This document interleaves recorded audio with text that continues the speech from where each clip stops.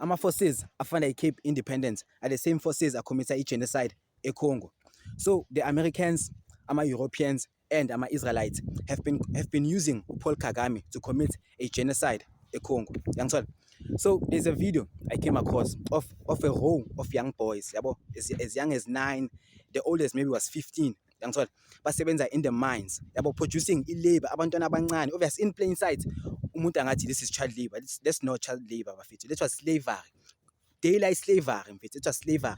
But even lama-40s lanka, abo M23, wonke lama-rebel groups, even go to ama-villages, baphinde bathathe ama-young girls, and then we know ukuthi bazobayenzani to these young girls.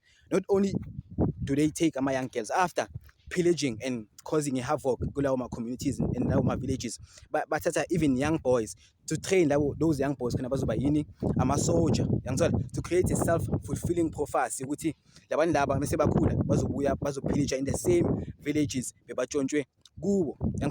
Capitalism, yonke le ingenzeka for capitalism. The same forces ababhoma iGaza are the same forces ase-Congo.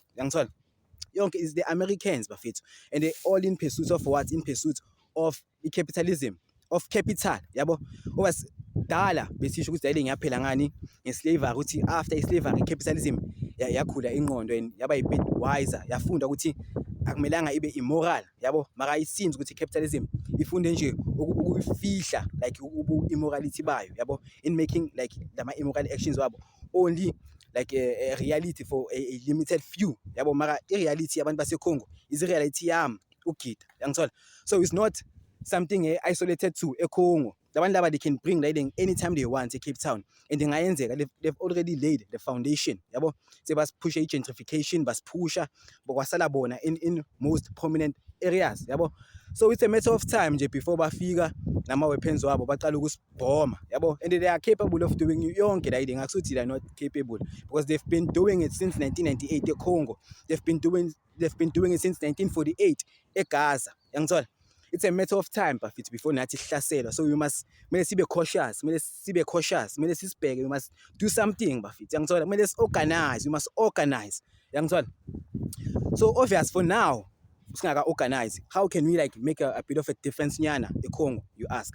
So what I can suggest, yabo, what I've heard like abantu prominent activists of this Congo war, this Congo genocide.